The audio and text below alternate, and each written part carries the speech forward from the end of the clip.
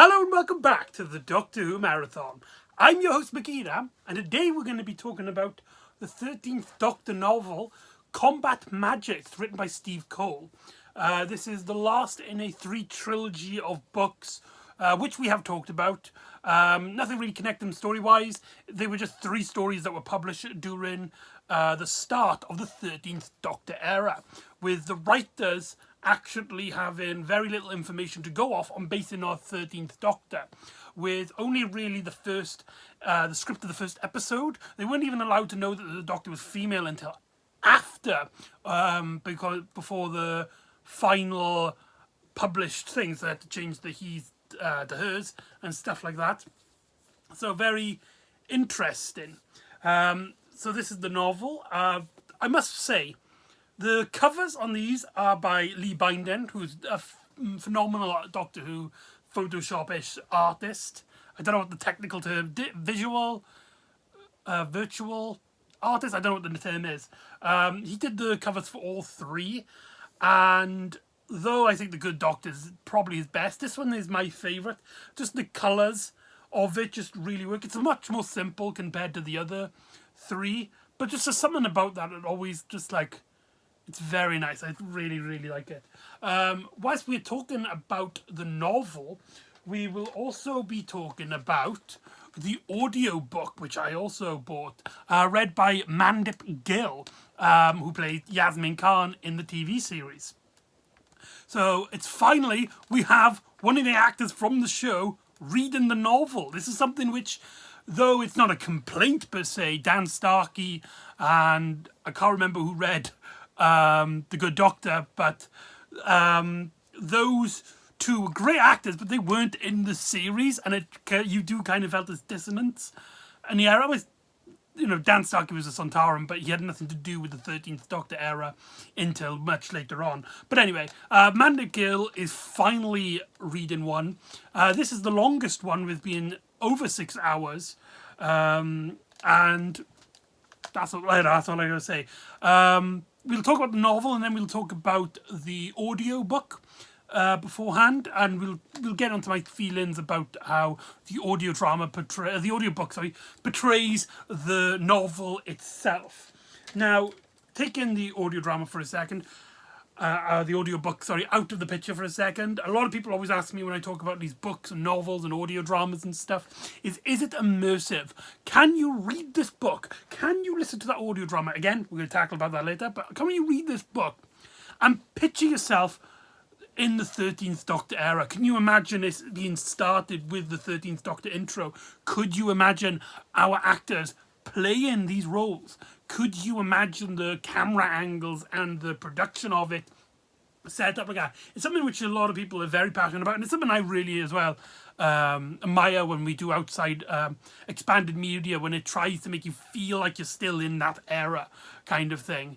And this story, I think, out of the three of the first era, of the first bunch of novels with the 13th Doctor, I think this one is easily the most immersive in terms of that particular way. If you're looking for a story to make you feel like you're watching series 11, this is the story for you. Though not all the cast seems like their TV counterparts, Graham, who in the TV series is played by Bradley Walsh, isn't as funny, as he doesn't tell as much jokes, which might ground his story more, but Bradley Walsh's performance is very distinct in that regard. But and Ryan, there's kind of a dissonance to the character, I think. He's a lot more chatty in this than he is in the TV series. He seemed a lot shy to me in the TV series, but he's more chatty here. But Yaz and the Doctor, especially the Doctor, this story really captures the 13th Doctor, especially those moments where she's like thinking out loud, and she has those classic quirky Doctor moments where she's kind of talking to herself, and it's like, oh, that's brilliant. You can imagine her doing the over-exaggerated hand gestures, and you can and the way she speaks to around people, towards, and how she talks to people, to her enemies, outside the comfort of her fam. The 13th Doctor here is very well utilized. The story also helps by the fact that it is a historical, not a pure historical like Series 11. The historicals are pseudo-historicals. That's when you tackle a historical event, historical fiction, but you also add scientific elements like aliens taking over or being part of a massive conspiracy plot like that. The story also goes into another era of Doctor Who, where it is tackling the diplomacy stories, which I've talked about before, in which in a Doctor Who story, a diplomacy story is when the Doctor and their companions get involved in a situation where you have basically two warring factions, usually, but not in this case. There's always good guys on each side and bad guys on each side, and the bad guys are conspiring to get basically war kicking off because they hate the other, or they'll find a way to profit on this. In this story, this tackles one of the few stories where in this scenario there's a third party who is putting the sides against each other. Maybe like they're not the main focus, they're not the main reason why the war is starting, but they're exaggerating it for their own gain. And that is, that's like, really cool. It's a very simple Doctor Who story, but this also means that, like stories in Series 11, like the television series, which I say is the most immersive, is that it deals with the historical elements more prominently. This story really puts you into the mindset of the story, which I've completely forgot to talk about. This story is set in 451 AD, during the battle against the fallen Roman Empire at this point, against an army of Huns in an area which will soon become France. And our characters, they get involved after they interact with a particular character who's injured, and the Doctor reveals that she has this kind of futuristic medicine, which if you put it on a scab, if you put it on a scar, it will heal basically instantly. And this becomes a prominent point into the storyline. She gives it to Graham, and throughout the story they get separated. The Doctor and Yaz find themselves in the company of somebody who's a Hun warrior, but particularly is serving under Attila the Hun, a famous historical figure. It is important to note, whilst I talk about this video, I am not well versed in this area of history. I didn't know who Attila the Hun was until after reading this, and after reading this I also discovered that he was a real person that had historical value. Graham finds himself in the presence of the Roman leader of the army, someone who he's befriended these, well, both sides have, they befriended these witch-like race called the Tektrama, who have these mystical powers. One such power is that they can bring people back from the dead, almost like zombies, and they come back and they fight essentially in the same vein as the previous life, but they're not like alive. They seem to be muttering to themselves something about the pit must be risen, we must get to the pit, and stuff like that.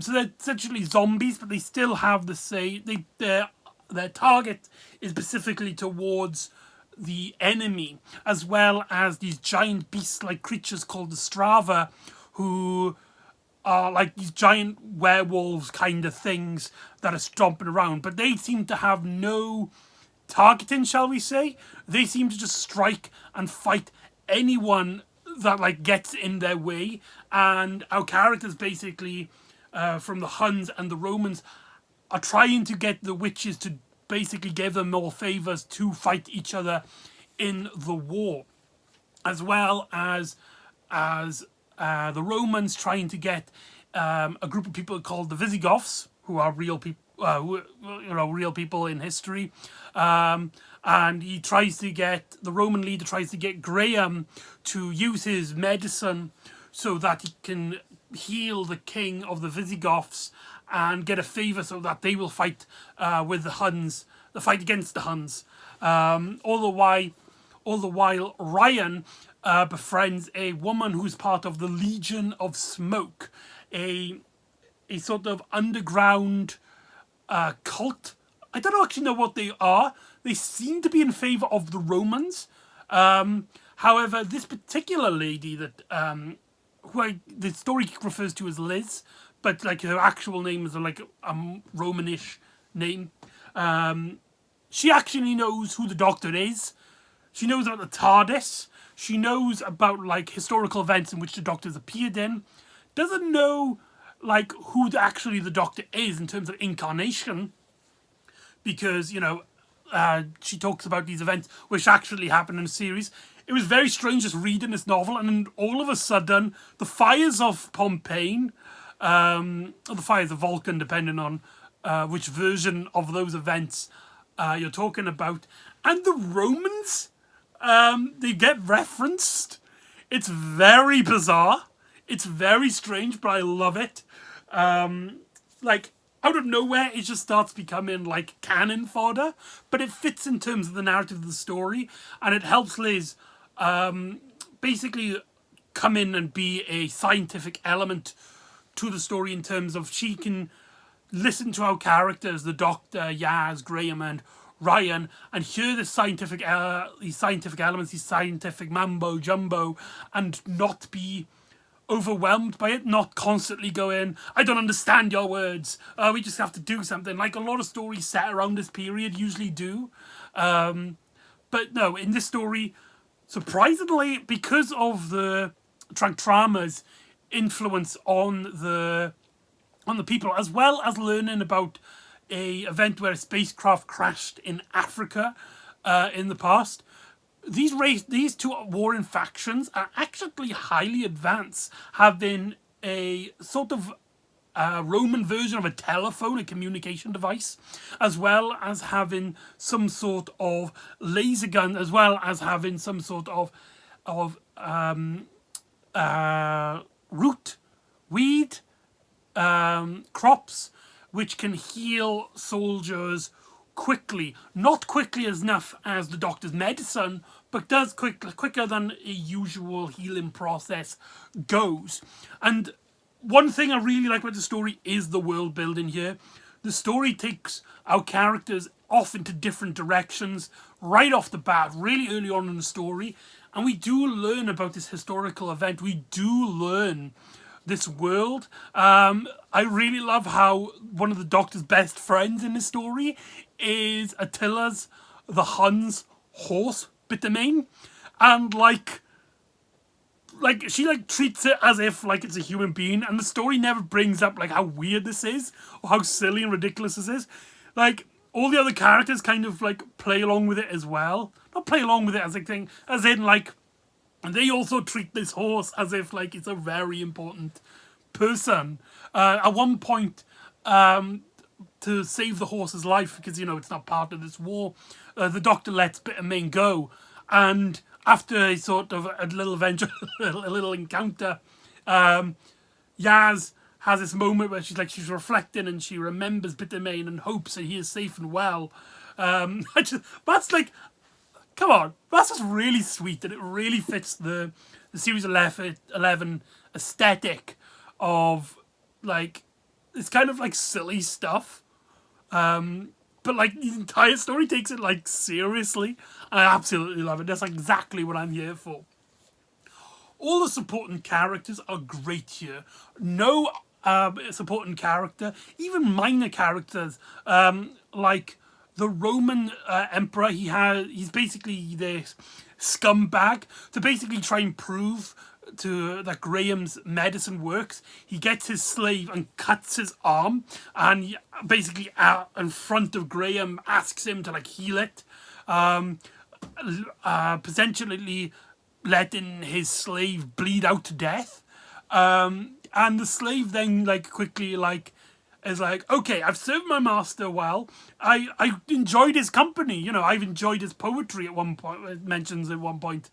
But that bit was really messed up, so I'm quickly deserting and I'm helping Graham get the hell out of here. And it's just like this, those small characters like that, small little moments like that. Like the slave character, again, I can't remember his name, but like there's loads of little like characters like that. Like Liz's friend, who seems to be the leader of the Legion of Smoke. You've got Attila the Hun, the person that the Doctor and Yaz follow at the start of the story, the character that they all find, which is a bit of a twist, but I won't spoil it here. His friend, who we quickly learn gets turned into a zombie thing at the earlier part of the story. And most noticeably, the Trek Trauma are really unsettling villains here. They're kind of villain which I find appears a lot in Doctor Who expanded media fiction, where it's like it's essentially another version of the Carrionites, where it's like these witch-like creatures, where they're like there's some sort of mythical element. They try to pretend they're supernatural. Might even like the story might play along with it up until the very end. One great example that comes to mind is what's it called? Mudwater.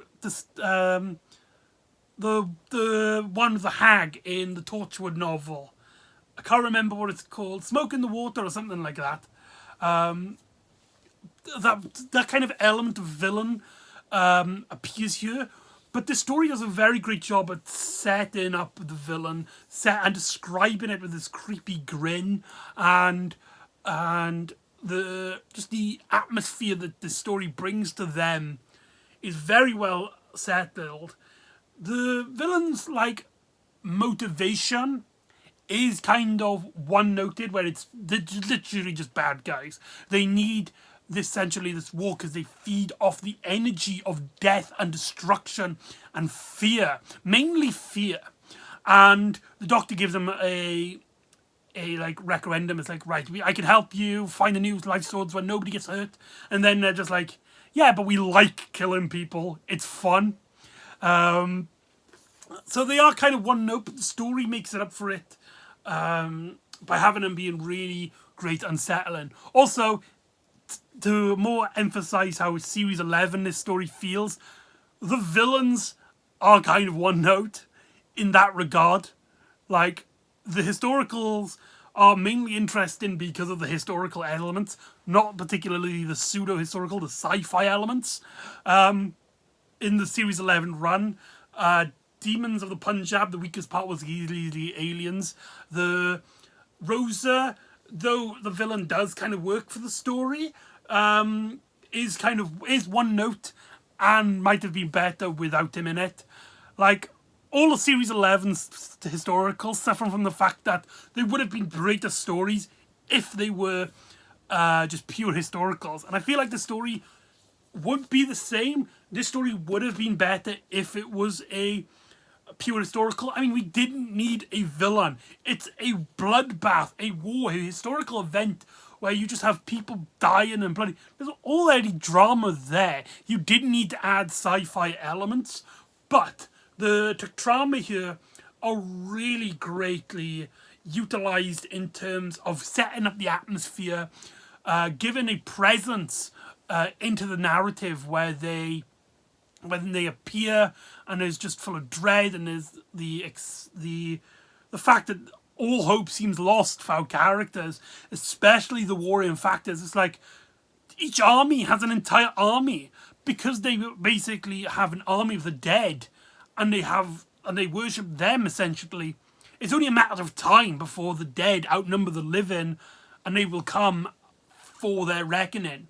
And there's also great little details, not like little details, but great moments of building up their character. When we first meet one, it just completely ignores the Doctor and Yaz, as if they're not even in the room. As well as there's a great moment where Ryan talks with Liz, and she reveals to him a painting from thousands of years ago, and reveals that it is the same hag-like woman. It is the same Tektrama but has not aged at all. Of course, the rest of the characters, the Romans, the Huns, believe that these are magics. They don't pronounce. They pronounce it like magics, like that, not magic as in Magian. I've probably butchered that. That's very embarrassing. If I do, I have to apologize. But I don't know if that's like a Romany Hun kind of translation kind of thing, because they do, like, it's one of those things where it's like it doesn't really translate properly. Maybe the TARDIS is malfunctioning or something. It's like with Britain, they call it Britannia instead of Britain. It's like, you're from Britannia. Could be something like that, but it just felt very strange. I've never seen magic spelled like that, and they kind of emphasize the G when Mandip Gill reads it, magics. I don't know if that has to do with anything, but yeah. So, yeah, the story is very well utilised. I really like the portrayal of the characters here, though, like I said, Graham and Ryan don't seem like their TV counterparts. However, the story makes it up for them. And they are, like, really great characters here. They just don't feel like Bragley Walsh or Toshin Coyle. The Doctor and Yaz feel very much like the Doctor and Yaz from TV shows. You can imagine Jodie Whittaker saying these lines. And, I mean, I didn't have to imagine Mandip Gill saying these lines. She read the bloody book. But the novel, like, it does feel a bit long sometimes. It is much longer, I think, than it should be. But overall, really, really great story. Highly recommended. Now, before we leave here, of course, we're going to talk about the audiobook, which I keep stating is read by Mandip Gill. Sorry, the book fell then. Now, it is kind of clear when you listen to this that Mandip Gill is new to this. She is very slow compared to all the audiobooks that I've read previously. Clearly, like, the production doesn't make, she doesn't feel comfortable here. Maybe, I don't know. But she reads a lot slower than usual. This actually benefited me personally, as I found that in most of these, when I lose track where I'm reading, I can quickly find myself back where I need to, because she reads it at a lot slower pace. It does mean that this is over an hour extra audio than the previous audiobooks that we've listened to, The Good Doctor and Molten Heart. But I think it really works. Now, in terms of immersiveness, now, what this story does, like, Mandip Gill, it feels like Series 11, because, Mandip Gill's in it.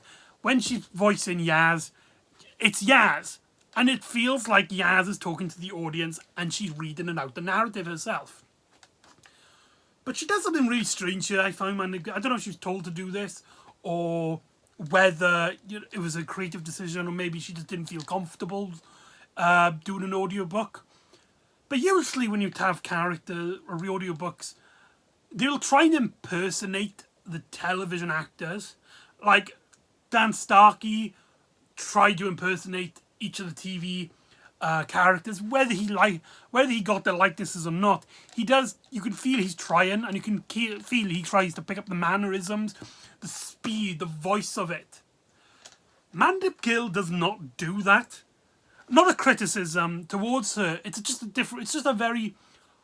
I just found it very odd that when we have dialogue that's very 13th Doctor, and you could just picture Jodie Whittaker saying these lines, Mandip Gill doesn't give her, like, tries to change her voice to make it sound like Jodie Whittaker's.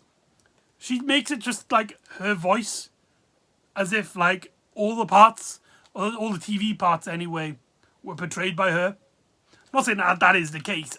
Just that's how I feel in terms of this. But it only applies to the characters that actually appeared on TV. Mandip Gill does give the characters who are original to this novel voices, with the Trek-Trauma having a filter over Mandip Gill's voice, or at least I think it is, because there's no other reader credited. However, the Trek-Trauma voice is so well realised in terms of using that filter. that, like, you cannot imagine it being Mandip Gill doing that voice. Like, of course, there's loads of filters and stuff. And she's changed the way she speaks, maybe to give a higher pitch voice like this. But you couldn't imagine, like, Mandip Gill saying it. And also that filter that they put on the voice, really unsettling. It really helps with the Textrama's portrayal in the story, giving into that atmosphere, as well as she gives, like, the blokes of the two warring armies much more deeper voices. I am Attila the Hun. Kind of, she kind of gives it a position. It's just very strange how she does that for all the other characters, but she doesn't do it for the other TV characters. With Yaz herself, it doesn't really matter because it is Mandip Gill, and, like, it just feels like Yaz is reading the entire, like, thing, but, like, she doesn't, like, accommodate for her fellow travelers. It's very strange like that.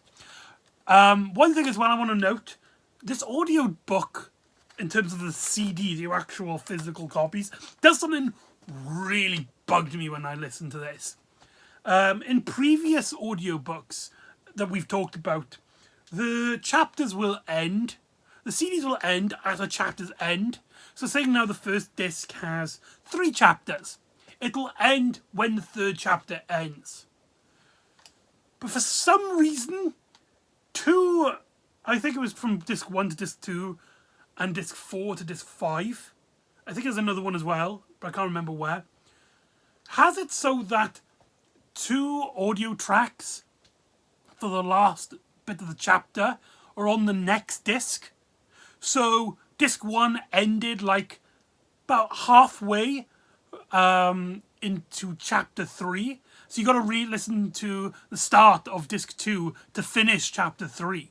This made it very irritating to try and keep track of, because that means now if you want to, like, nail it down to a chapter, because I usually, like, listen to it when the disc ends, but now I basically got to pick up the next disc and remember where chapter 4 is, or when, like, the next chapter is.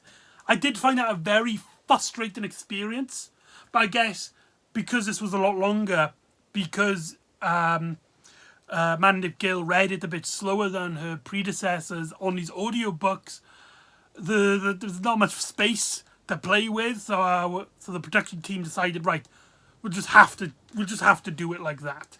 One of the discs, I'm sure at least one of the discs does end where the chapter ends, but it's just something I'd noticed. It is something that did frustrate me when listening to this. Also, let me just talk about production. With the thing is, I find his quality in terms of production getting slightly lower the more we talk about these, because in this story there is, like, musical cues and sound effects, but they're very minimal. They're hardly used, and the music tracks, the segments, they're only like 3 seconds long, are mainly used at the end of chapters, so it makes it easier to segue into a next chapter. So, like, the music will start playing when Mandip Gill's finishing a chapter, and it will end as she's saying, like, the next chapter's title, chapter 13, chapter 20, that kind of thing. So most of it, there's no musical cues, there's no sound effects. It feels like we're going in the opposite direction, because in the first one, The Good Doctor, there was a lot of music in terms of being utilised. The second one only used, like, the same track, if I remember correctly, and in this, and hardly used the music. And here, the music is even less prominent in the production, which made it kind of difficult to get engaged with in that regard. But Mandip Gill reading it is always a delight.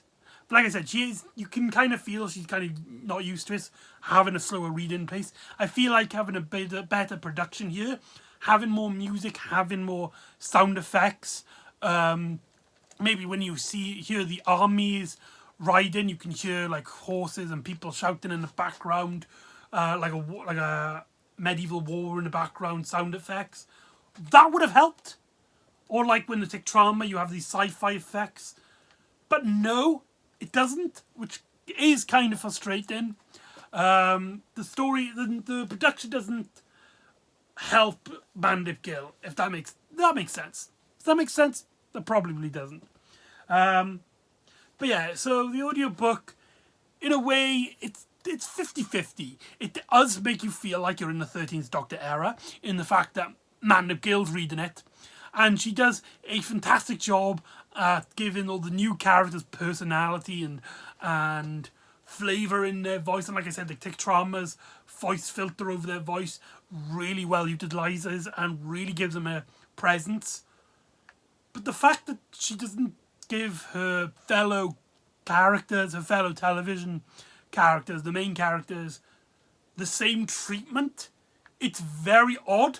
The fact that she reads slower and clearly is not as comfortable as most people read in audiobooks professionally like this, is noticeable, and the production being a lot less frantic, shall we say, than the previous audio books, meant this was kind of disappointing to an extent. I would still recommend reading it with the audiobook, I think, just mainly because it's an audiobook and Mandip Gill is a star. But yeah, that's I don't want to like rate anyone saying, oh, this is terrible or this is great. It's okay. There's elements I like and there's elements I don't like. And that's all I can really say about that. So anyway, that is Combat Magic. So join me next time where we finish off Series 11 as the Doctor, Graham, Yaz and Ryan have to confront old enemies as they find themselves interacting with a planet which makes people forget who they are and encounter a race of two almighty beings as Graham has to confront his past. So join me next time for the Battle of Ranskoor Al Kolos. And I'll see you next time on the Doctor Who Marathon. Ta-ra!